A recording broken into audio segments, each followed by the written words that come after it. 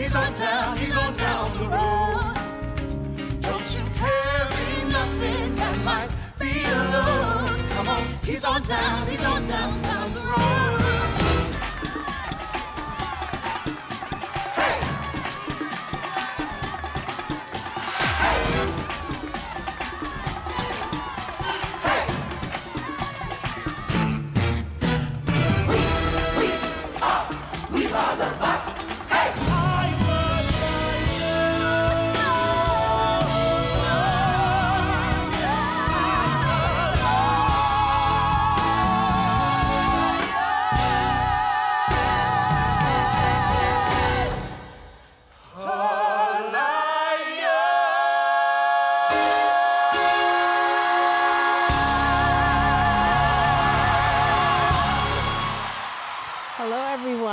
And welcome to Talks at Google.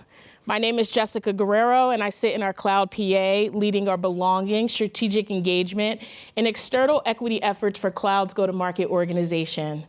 I am so thrilled to host the cast and creative of the Tony Award-winning Best Musical, The Wiz, based on L. Frank Baum's children's book, The Wonderful Wiz of Oz. The Wiz takes place in one of the most enduring American fantasies and transforms into an all-Black musical extravaganza for the ages.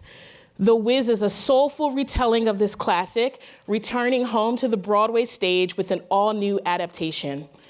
The Wiz premiered on Broadway in 1975, starring Stephanie Mills, and became an instant sensation, winning 7 Tony Awards, and in 1978, a film adaptation starring Diana Ross, Richard Pryor, Lena Horne, and Mark Quincy Jones' first collaboration with Michael Jackson. Now, I want to remind everyone that we will take questions towards the end of the talk, but before we engage in a riveting discussion about the revival with director Schele Williams, Nichelle Lewis as Dorothy, Avery Wilson as the Scarecrow, Phillip Johnson Richardson as the Tin Man, and Ramar Freeman as the Lion, please get ready to ease on down the road with a breathtaking, soul-stirring performance from the all-star cast of The Wiz.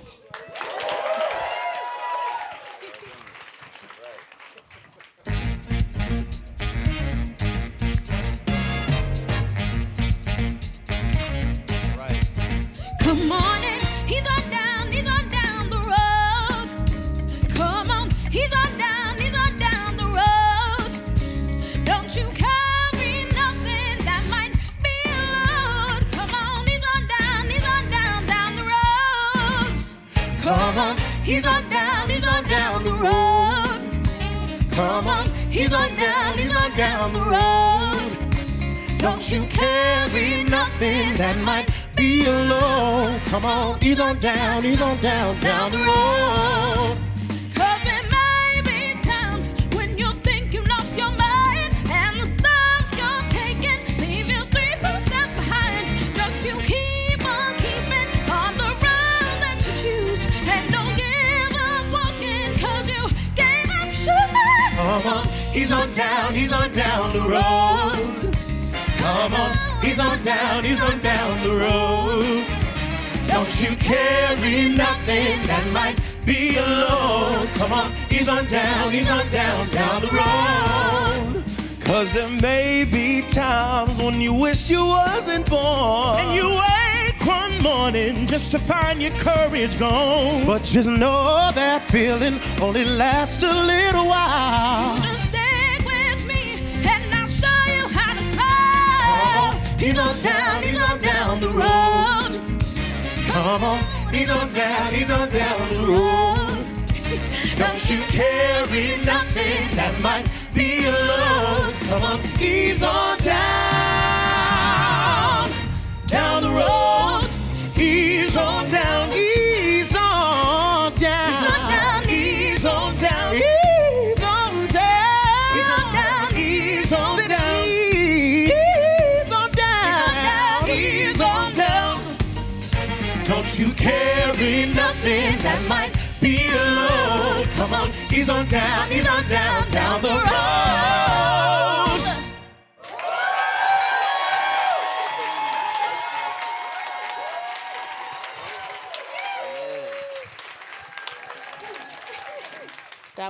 truly phenomenal. Thank you so much. I just saw just like a nice little bounce going through the audience as everyone eased on down the road. Thank you so much for being here with Google today. I do want to kick us off and start with the historical significance of the Wiz and truly the cultural celebration that it is today. So for those who are joining us and who may not be familiar with the Oz, the Wizard of Oz or the Wiz, Schele, can you share a quick overview of the storyline and where these two classics align and more specifically where they deviate? Absolutely. So, it's based on the L. Frank Baum books, as you mentioned before, and this production is an amalgam of the book, The Wizard of Oz, The Wiz, the original musical that debuted 50 years ago, and the movie. So whatever your entry point in, there are little Easter eggs throughout the piece. It also has fundamental elements that really speak to this moment. We lean into belonging a lot in this piece because that, to me, when I was approached about this piece in 2020, it was something that really felt like it was important for this generation. I have 12 and 13-year-old girls, and I wanted them to feel like this was their Wiz in the way that when I saw it when I was 7 years old, it was my Wiz.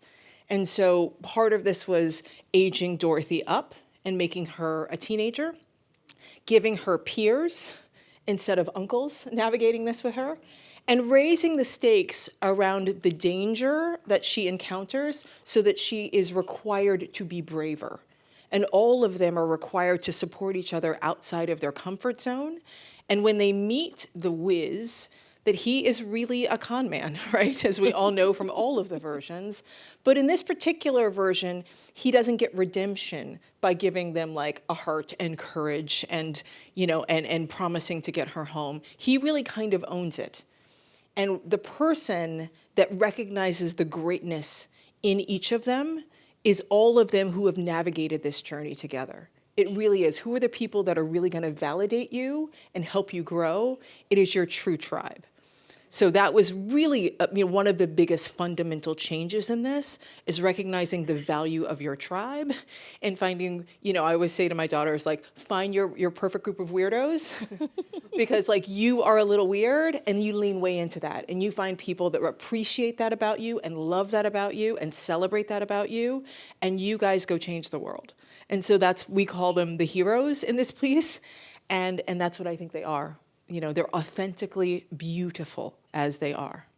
That's wonderful. And I think that really radiated through the play. For those of you who have seen it, you could feel the friendship. You can feel the belonging that takes place in every single time Dorothy meets a new character.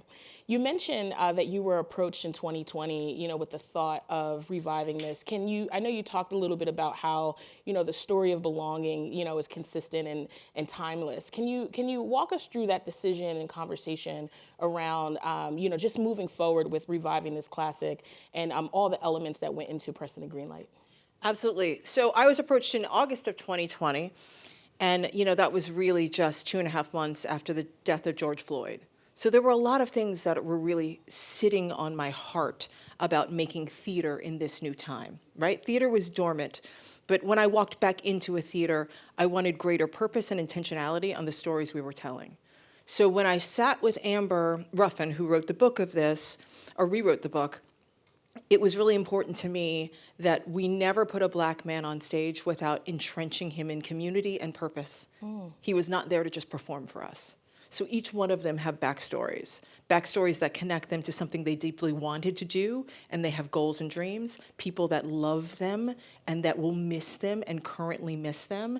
So there's a lot that's laced in there. I wanted a story that was unapologetically Black. I wanted the celebration of our contributions in culture through music, through dance, through wardrobe, through hairstyles.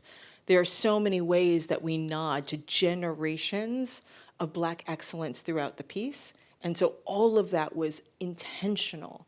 There are things that people might not recognize. There's like Indinka symbols on the trees that all have things like stay the course, you find your home, like messages that lean to each one of them in different moments and they light up.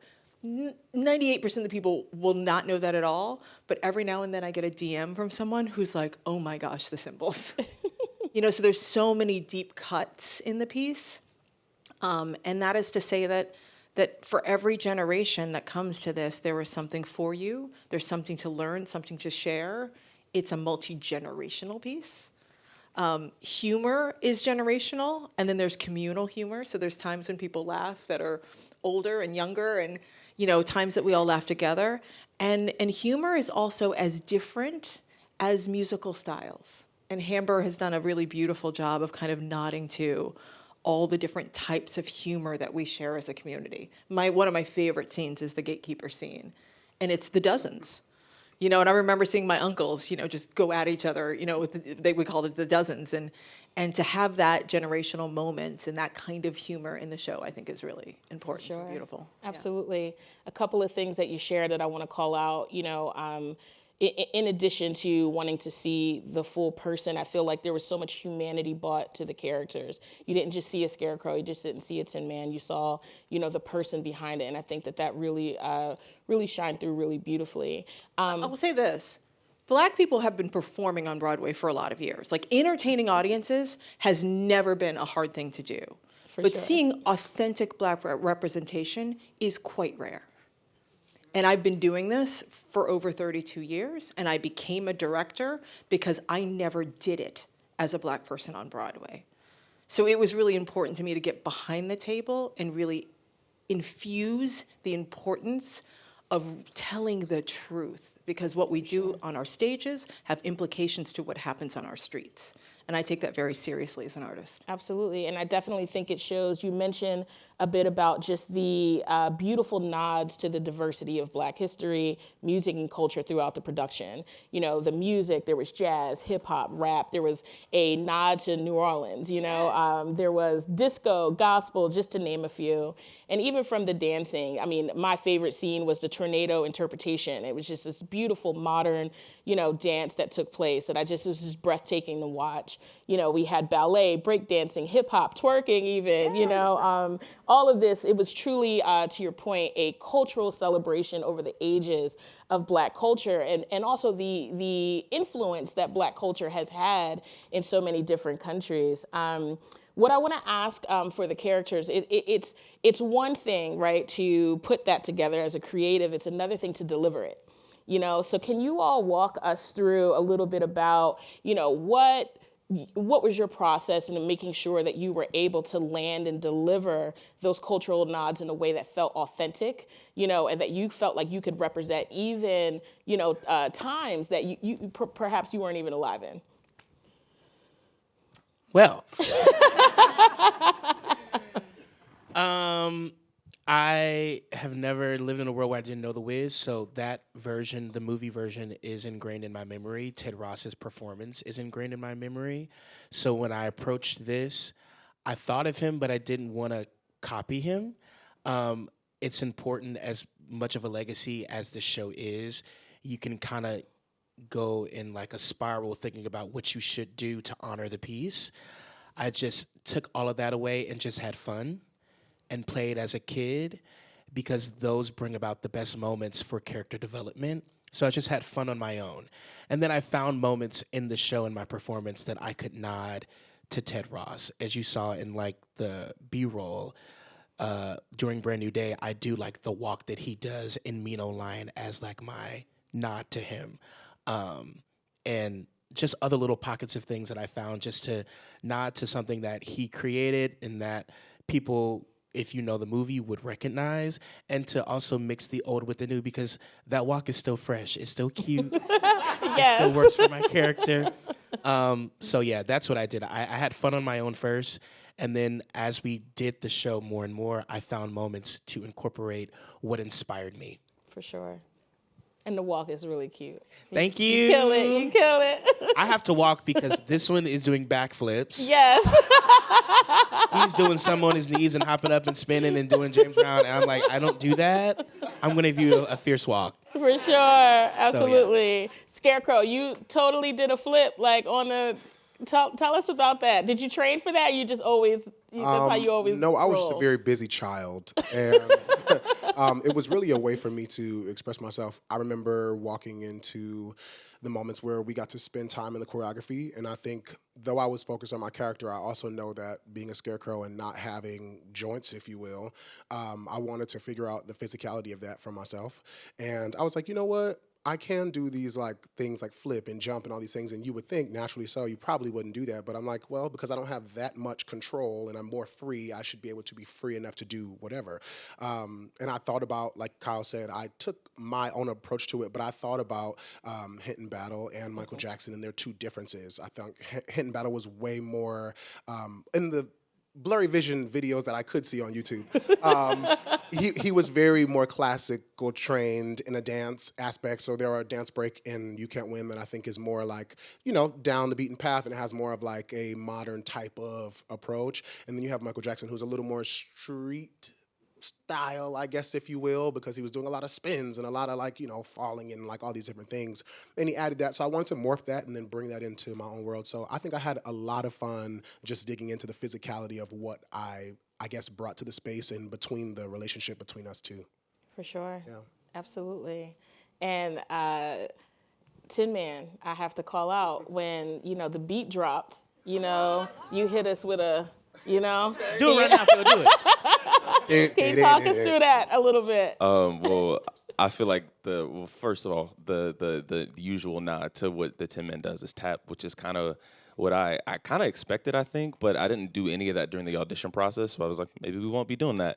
And then throughout the rehearsal process, I was kind of like, all right, cool. So what's going on with this dance break? I don't really know what it is. And then one day they brought me in and they were like, all right, just play it for him.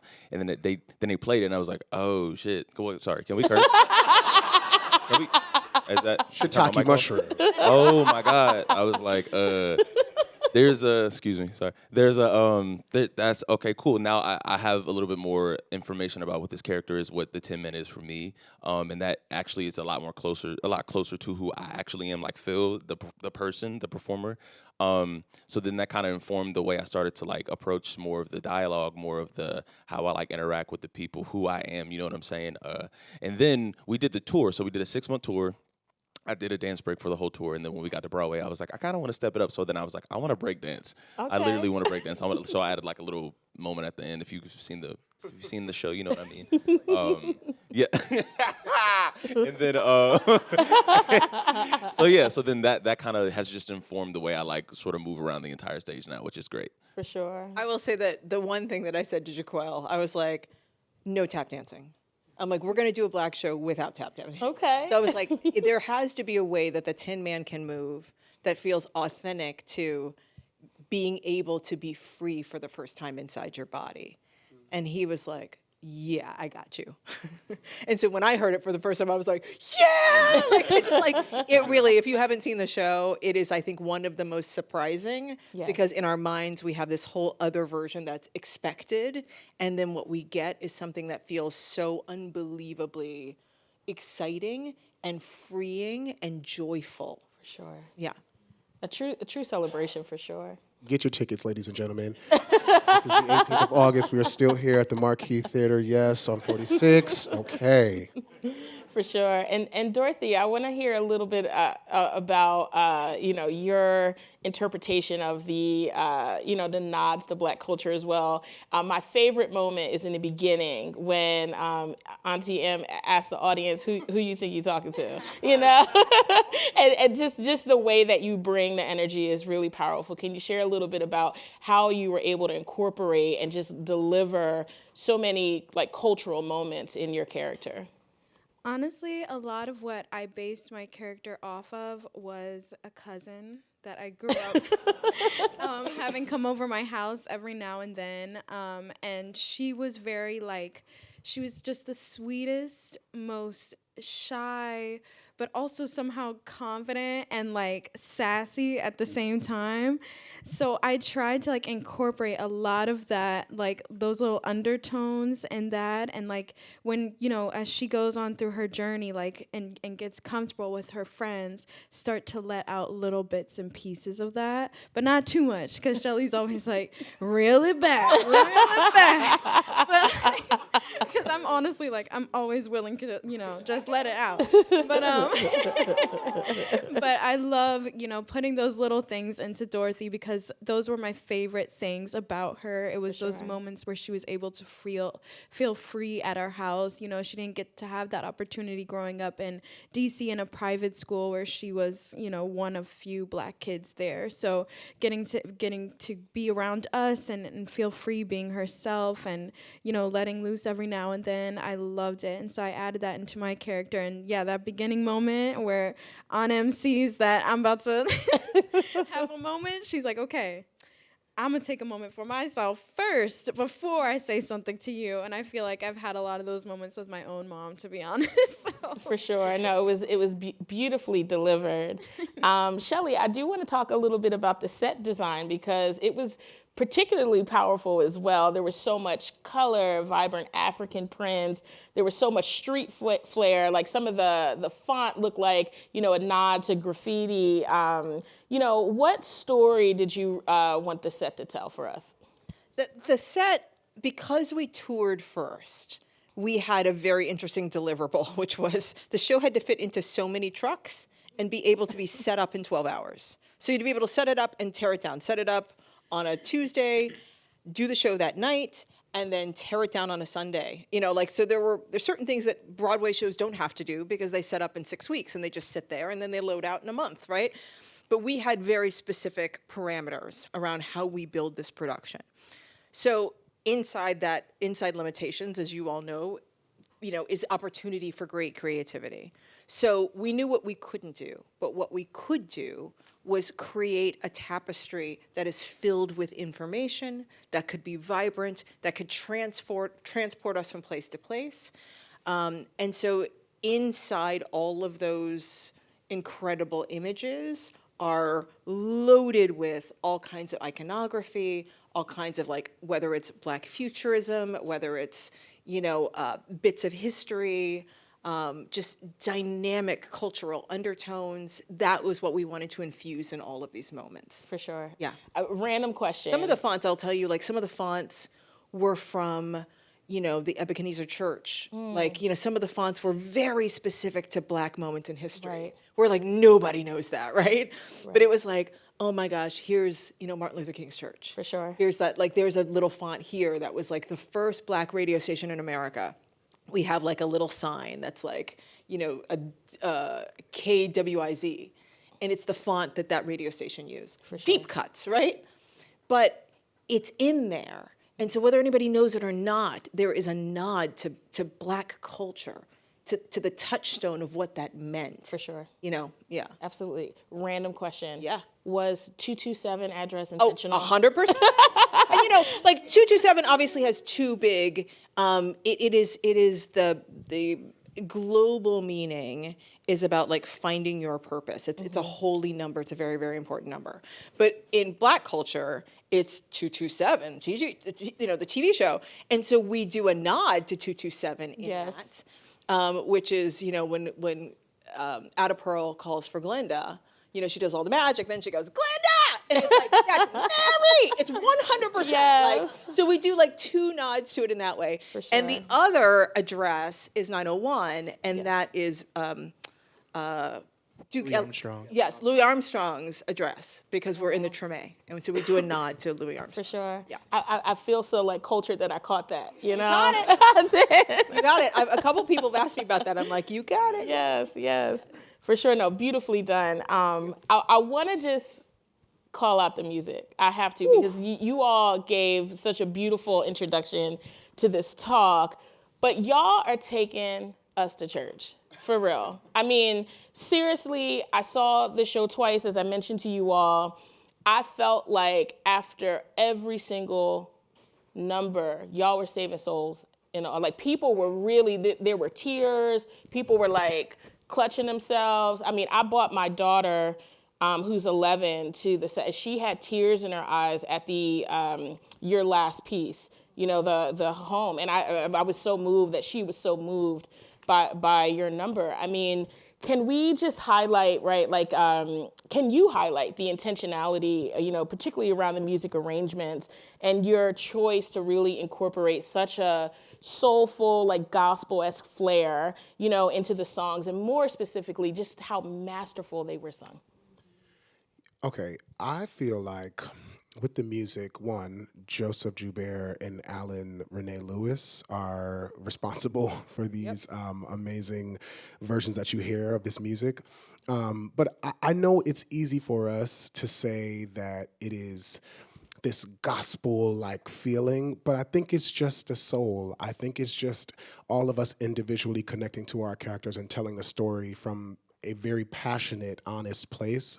And I've seen a lot of shows, especially in this season, and I think that the difference that I feel with this show is that we have space to be able to express ourselves the way that we feel, yes, on paper and off.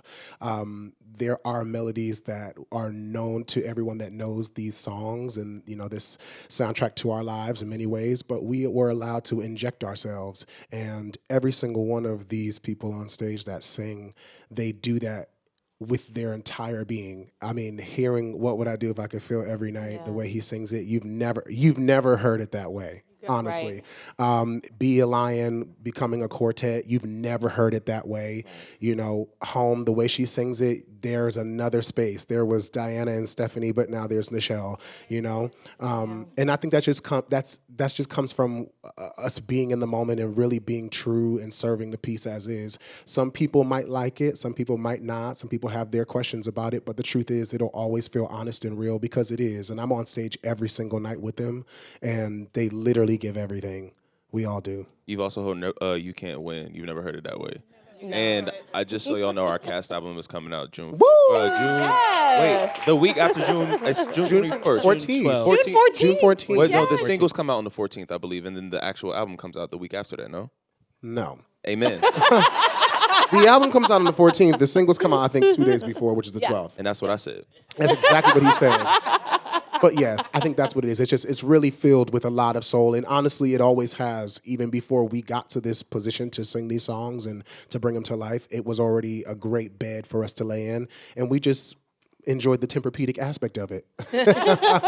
Charlie Smalls wrote an extraordinary score. Absolutely. And it's the reason why, like you just cannot sit still when you hear that. And no matter how many times I've listened to the score, it is just it's hit after hit after hit. It's an embarrassment of riches. Like, you think you love the last song, then you're like, oh, but that song, like it just, and so what Joseph and Alan have done with it is that in every single moment of the piece, it's like, what is the style that serves this moment? Right. When we took what was Munchkin Land and put it in the Treme, we had an opportunity to really lean into jazz and the cultural significance of jazz in our culture. And so it was really beautiful to lean into that. There are moments that are pop, there are moments that are gospel, but all of those were about how does it serve this moment in the most beautiful way, and how are we building it off the incredible talent that is here. Because all of them did workshops and readings and rehearsals. And I remember, Joseph, sitting down with you and just, where does it want to be in your voice? Wonder Why was never in, we brought it into the show. And we really built on Nichelle, how this should feel in this moment. It was built on all of them. And that's why it's so beautiful, because there's little pieces of them inside it. Absolutely. And I also wanted to just say quickly as well, for just like a music history thing, Black people have curated so much music and style in all types of genres, from pop to jazz to rock to all the things that you've pronounced country. And I feel like in my heart of hearts, hearing the music, it is, The Wiz in this production has, in my mind, allowed me to feel like it's something that we get to kind of recalibrate for people, because it is a touch of every single genre in this show. There is nothing that you won't get. Like you said, every corner you turn, there's something new, and it's like, oh, and it's like, yes, we created that. Yes, we have a hand in that, and I feel like we get to not take it back, but just really pour more energy and love into it, and we get to do that so grand on a scale like this that you can see it. Doesn't matter who you are, whether you're black, white, Puerto Rican, it doesn't matter. Color doesn't matter. Creed doesn't matter. Nothing matters. It's just it doesn't. When we come to the show, everyone is filled and everyone is poured into. I've seen all types of people come in through our theater, and everyone has an experience, because I know we definitely quote a lot. It's an all-black show. Yes, it is, but it's not just for us. It's for everyone. Absolutely. But I also want to say, too, kind of going off of what you said as well, is it did feel very freeing for me personally when I came into audition, when they just let me sing. They didn't say, oh, you sound too much of this or you sound too much of that. They just wanted me to sing. And that was so freeing for me. And I think being able to have this experience where they just let me do that and they built off of that and made it, you know, even more powerful, it just was everything for me and so much easier for me to connect to each piece. And I think if, you know, correct me if I'm wrong, but I think we all feel that way, and that's why it's so beautiful. I tell you what was, so Be a Lion is not how the first act ended in The Wiz. But I really wanted to start the second act in Oz. So I wanted to end the first act with Be a Lion. And because of that, it needed to be epic. And I was like, okay, we need to really build on this number. And we did a version of it. And it's like, the chords are insane. Alan did such a beautiful version. And as we were rehearsing it, Kyle's performance in this was so beautiful that I was like, I want to be a little bit greedy. Can we just give the lion a little bit more and just kick this little second half a little bit longer? Is it possible? And they came back with like, the I'm a lion, and just like extended a little bit more. And it's my favorite thing because it just felt so good. It's like, can we just sit here just a little bit longer? Yeah. And that's the kind of thing where, you know, great talent inspires moments that were never even considered. Like they just surpass your own dreams because of the magic that happens in the room when you're creating. Absolutely. That was such a, yes. And seeing it both times, there was a standing ovation that I've witnessed every single time you sang that song. And it was such a beautiful buildup. It was like everybody was, you know, hanging on every single breath, you know, you were, you know, taking in that moment. It was just perfectly executed. So thank you just for what you do. It's just truly remarkable to see. I also quickly loved when the harmonizing also. I mean, when you all kind of slowed down the Ease on Down the Road right before the intermission, that's also like one of my favorite parts. It's just beautiful. And again, the audience is just like, you know, just listening to you all, and it just ends just really wonderful.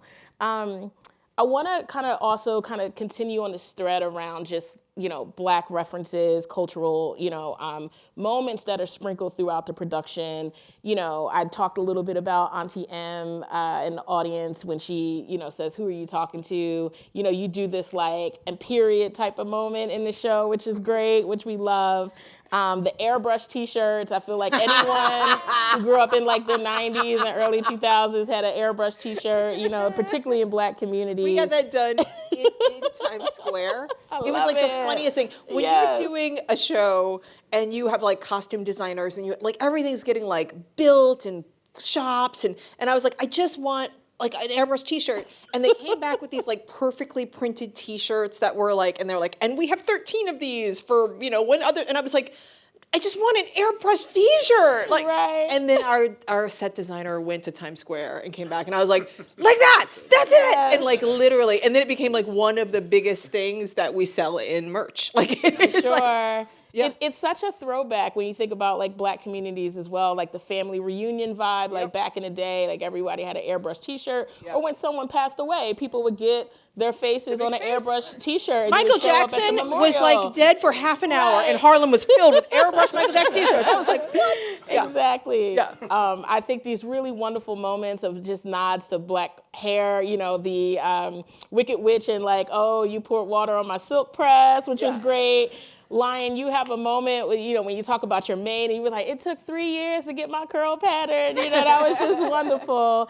And then you mentioned earlier, too, about just the Dirty Dozens and the roasting that takes place outside of Oz, which is great.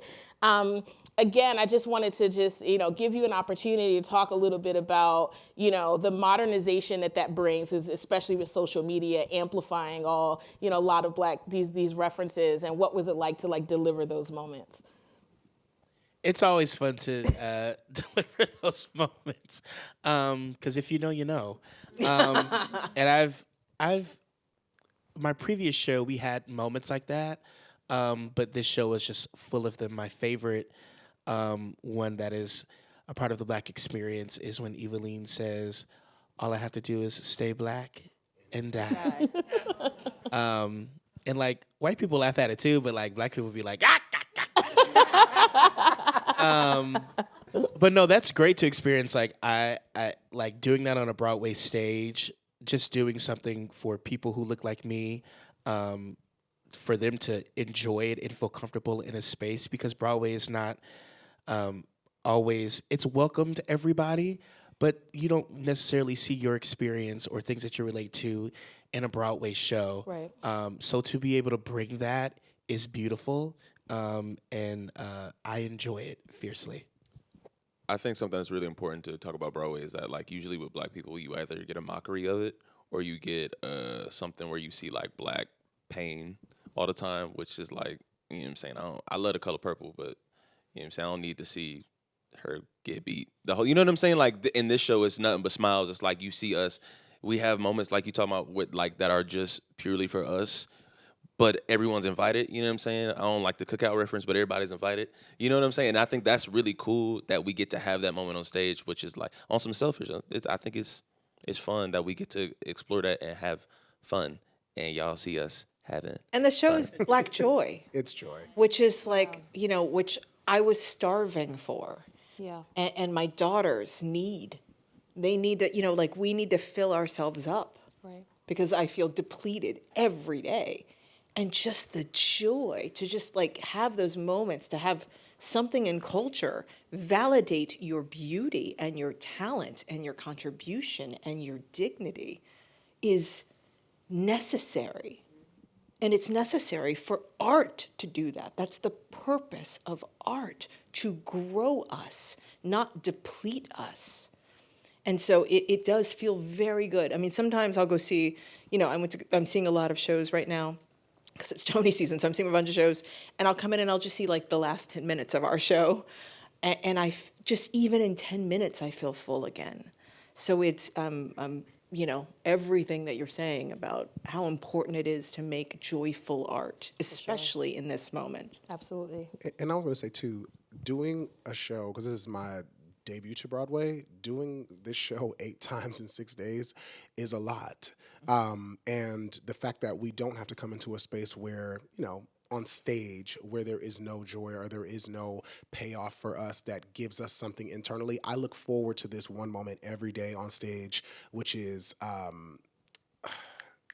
know we're going to make it, because it's, yes, we're about to face one of the craziest moments of our lives in this moment, but on our journey, but I get to look at them and they look at me back, and we laugh and we joke and we have this moment of just connectivity, and we have these moments where, like, you know, like you said, the Black experience, and we're like, period, Nichelle, yeah, Dorothy, do it. And it's like he's dancing and she's pulling him. It's so much joy that I'm like, if anything else was going on, this is the moment in the day or in the show where I'm like, all right, we're going to have a connective moment and be free as possible and joyous as possible. And it feels like it's just us most times. I don't even understand or see what's practically goes with the lights, but I don't see the audience. I don't see what's around me. It feels very much like this is a payoff of my day when I feel like I just don't have it. For sure. Absolutely. You can. Sometimes we don't have it. No, the joy is so palpable. I want to switch gears a little bit to talk a little, just to kind of, just further highlight that this is such an iconic Broadway play, and the association that we have with the play are some of the biggest names, not just in Black history, but global history. Having Stephanie Mills in that iconic song about going home, Diana Ross, Michael Jackson, Richard Pryor, Lena Horne, and so on. Can you talk a little bit about what was it like to play a role that was associated with such a big name, and perhaps if you had any pressure to living up to their previous performances? It was a lot of pressure for me. I was so nervous and so scared, and every time somebody asks me how did it feel, I'm like, I was scared as heck. But always gotta say something. But yeah, I think for me it was a lot of pressure, but I also felt very uplifted by my cast and by Schele, and I felt empowered, and I felt like, okay, I can make this my own, and I shouldn't think so hard about all of that pressure and all the extra stuff that comes with it, because we're making a show and it's not for anyone, but the people who do come and it changes their lives. It's for those people. It's for the people who want to come and feel joy and feel, just something. Because, a lot of times we go through our day, especially right now and in society, and we don't really feel, we're just moving, because that's how it is. It's so fast paced, and we're always going, and there's always something.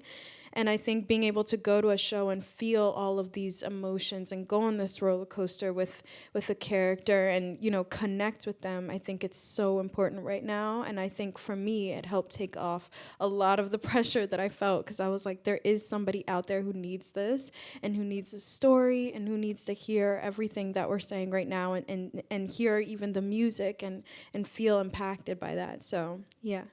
For sure. Thank you for that.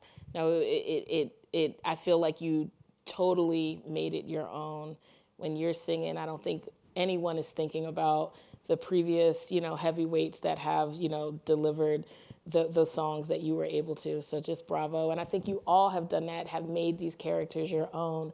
I particularly love the comic relief that the lion brings. I mean, every single time you speak, the audience is falling out of their chairs and laughing.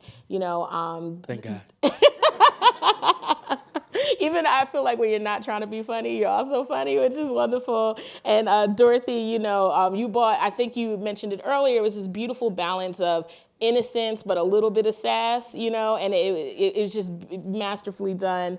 When I think about particularly the innocent and enduring nature of the Scarecrow, I just love it. And you could see it in your movements as well, so it's not only just being delivered through your voice, but through your body. And similarly with the Tin Man, there's such a tenderness with you and a wisdom that you bring. I know that you've all mentioned that you're relatively the same age in the play, and that was intentional, but to me, you are you bring the wisdom, and get the group together, which is great. What's it like working with Wayne Brady and Deborah Cox? Terrible. Not terrible. Worse. No, they're really nice people. I thought they were going to be different, but Wayne started out in theater. This was his original dream, so he has a respect for it. And he's just also very kind. Deborah Cox, very nice. I thought she was going to be a diva times 100. But she's very kind.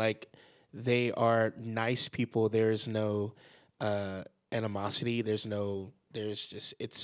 I'm really happy we lucked out with what we have, because they are genuinely nice people and great to work with. For sure. Who knew Wayne Brady could sing so well? I mean, we know him through his TV persona, but I think many of us were like, okay, Wayne held his own. I mean, y'all are just, best in class. Wayne held his own with his Wayne numbers. Wayne sings. Okay. And always has. He won Masked Singer.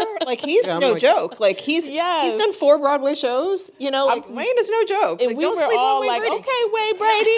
So listen, Honestly, Wayne. everybody on that stage is singing. Yeah. Every single one. I mean, I know we are doing a thing But everybody outside of us, even in our ensemble, you would be surprised. Like when Brand New Day happens, I hear it all the time from people. Oh, when they started doing their solos, I didn't even know these different voices and all the. Right. Everybody on the stage is working. Yeah. I'll tell you, Deborah is the sweetest. I've known Deborah. We did Aida together. Okay. So I've known Deborah a long time. And when I called her, we were getting ready to do our first like reading, you know, kind of like play around with the writing and stuff. And I called her on a Thursday night, and I said, "Hey, Deb," and I was like, I hadn't talked to her in a while, and I was like, "Can I just ask, I'm doing this version of The Wiz, and we're doing a reading in like a week, and any chance you'd be willing to come down?" She doesn't live in New York. "And any chance you'd be willing to come down?" And she was like, "When is it?" And I gave her the date, and she said, "You know what's funny? I'm singing at Carnegie Hall on Monday. I could just stay." And I was like, "Of course you are, first of all." Who says that? But she was literally like, "Yeah, of course, sure." For sure. And she is a gamer. Yeah. And, you know, a lot of people would not go on tour for 6 months. And she was like, "Listen, this show is important to Cleveland.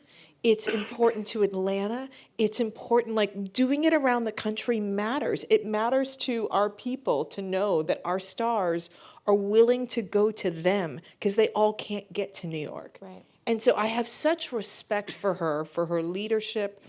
There's like not a talk back she won't do.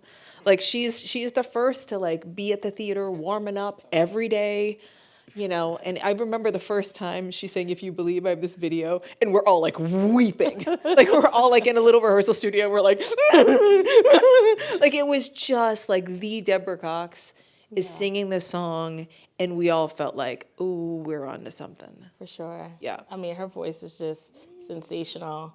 Yeah. And I just remember, you know, nobody's supposed to be here, you know, just is always in my head, you know, every time I see her, just The amount of times wonderful. I heard that in rehearsal, where they'd be like, the cast would break out. I mean, the first time we met her, Avery screamed, "How did you?" What am I supposed to scream? How else do I introduce myself? But isn't that song like on play when you see her all the time? It's just like you see Deborah Cox and it's like, how did you get, you know, it just starts playing in your head. Yep. Absolutely. Very cool. I want to talk a little bit about the audience as a character as well. There were just also so much, you know, I actually have seen a lot of Broadway, big Broadway fan. This might be the liveliest audience I've ever, you know, seen, you know, particularly just call and response, you know, again, the ad oil, you know, everybody is moving. As soon as you start getting loose, the whole audience is getting loose. You know, they're standing, cheering, you know, yelling at the, you know, stage as well, which is great. I love the, like, "We Are the Vibe," you know, as soon as that turn, like the whole audience is like, "We are the da, you know," and then when it starts like, you know, and then everybody's like, you know, with the, Yes. you know, can you talk a little bit about like the intentionality around the high engagement with the audience? You know, it started with that very first line, you know, that you notice, which is, you know, I'm looking to see who you think you're talking to. Right. That line so early on was intentional to say to the audience, we're on this kind of a journey, right? So it was really important to give them an opportunity to say, you're with us on this. Yeah. We're doing the show amongst ourselves. We're not doing it, you know, to always be in this constant give and take. However, we are allowing you to engage in this as you wish. And I was talking about this, I think on like a radio show a while ago, and I was saying my favorite thing about going to different Black churches is that, you know, when you are in an environment of Black people, there is not a prescribed way to act. It's organic, right? So you sit in a church and it can be like totally silent and someone go, that's all right. And then you're like, oh, we're at that kind of church, right? Like, you know, there's like that all of a sudden, and it's not like anybody plans anything. It's just that there is the ability to authentically respond. And the entire room says, that's all right. It's okay. You want to get up and run around? You get up and run around. We'll have a towel for you when you fall. You know, like, it's like a whole, see, if you know what that means, you know what that means. You know what that means? Like, take a towel. There is just like, and all of those things are okay. And we've grown up in theater where you're like, you can't do this, and you can't do this, and you can't do this, and you can't do this because we're making art. And in our theater, I'm like, you can. Right. You can. It's okay to laugh out loud. It's okay to say, I mean, last night, before you sang home, sing, child. I was like, Right. I mean, like, people, and she's able to stay focused, God bless her. But, like, there are just moments where people just feel so moved that they have to just speak out. And it's okay to create a space where that's okay. Like, I'm saying Uncle Vanya tonight, no one's gonna be like, yes, Charlie at Uncle Vanya tonight, right? It's not gonna happen at Chekhov. But it's great that there is that and this. Absolutely. And because there's something really freeing about being in an artistic space. For sure. Where you can feel the theater as you wish. Absolutely. When I was the first time, somebody yelled, "Get it, girl!" Like when you, and then particularly Lion, when you were singing, somebody was also like, "Yes, bring us home!" You know, so just experiencing that was really, really beautiful. And so, given with the sense of time, I want to go ahead and before we close out, transition us to some questions from our audience because they're biting at the, to be able to ask you. But before we have people line up on both sides of the room, we do have a question coming in all the way from Japan. So we have Yuriko from Japan, who just saw The Wiz 2 weeks ago and felt it was mind-blowing. So the question is, how do you all prepare for the revival, given the musical has huge fan base with original musical and the movie? Do you get inspirations from previous productions, or did you intentionally start from scratch? Inspiration from previous productions. For sure. Absolutely. Anytime, my personal opinion, anytime that you're gonna do a revival, and the definition of revive is to breathe new life, you have to love it. For sure. You don't just go in to say, I'm gonna fix it, right? You go in because you love it. And then, for me, I wanted to create entry points for every version that you love. So when people say, like, when you said about Stephanie and Diana Ross, I'm like, you can love Stephanie and Nichelle, right? You can have space for, I have 2 children. I love them both, right? And so it's okay to be able to say, I love the version I grew up in, and I can also make space for the version, and I appreciate and love this version too. So there was real intentionality to look at all of those versions, to think, what is it that we can share with those versions, and how can we create something that is new? Thank you for the question, Yuriko. Absolutely. Thank you. And I see we have a question over here.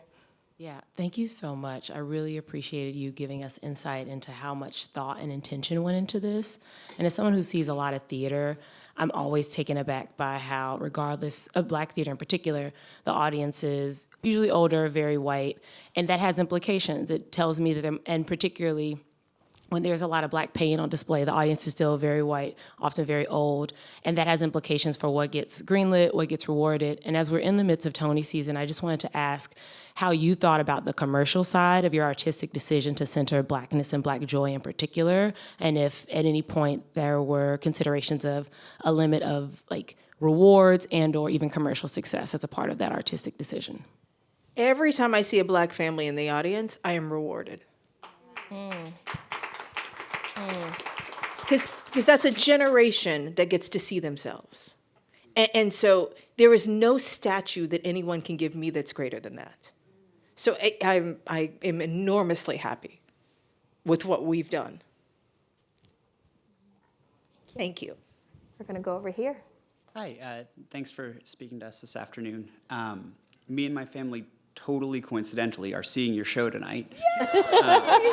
And so I'm really excited to come and get to see you guys beforehand. I generally consider myself fairly culturally illiterate, and hearing about all the depth in the show makes me feel like I'm going to miss out on a lot of important details. And I'm wondering if there's any pieces of media you can recommend for in the next, I don't know, 6 hours. I know I'm not going close for understanding everything, but if there's something that I can watch to understand more and follow the show more closely and maybe get a little piece of what you've put into it. You know what? It's entertainment. Were you going to say something, Kyle? You go. I was, it's the show is entertainment and it's comedy and it is fun. There's nothing that you need to know going in. Every time I watch a TV show, like I know nothing about, I watch Law and Order and I'm like, I'm all in. I know nothing about either one of those worlds and I'm like all in, right? So, Station 19, I'm like, I know nothing about firefighters, but I feel like I know a lot now. Like, you just go and you consume it and you get what you get and I promise you'll be full. You might not be as full as the person next to you, right? But you're going to be, their cup might runneth over, but your cup is going to be full. And it is going, and that's the incredible thing about when you are creating joy, there is enough for everybody. Some people need it more, but everybody needs it, right? So you're going to have a good time, and your kids are going to have a good time, and they're going to be able to laugh because it is a children's story, right? At the end of it, it is a story about a little girl who doesn't feel like she belongs and goes on this quest. She is sent on this quest of discovery. That So everything that you get along the way is going to be a beautiful surprise. I was going to say, come in with an open heart and an open mind, and you'll receive everything that you need. Yes. Yeah. Thank you. Well, on that note, we are officially at time. I just want to thank you all, everyone, for taking out the time to be here with us today, whether you're tuning in virtually, you're here in person. The Wiz is a truly spectacular and exceptionally well done production. I just want to encourage everyone, as Avery said, if you did not see the show, please do see it again. Tickets can be purchased by visiting wizmusical.com. I want to thank you so much, Schele, Nichelle, Avery, Phillip, and Kyle for visiting us here today at Google. And yes, and just particularly for sharing your just remarkable talent with the world. We appreciate you, we applaud you, and we are rooting for you. Thank you so much. Thank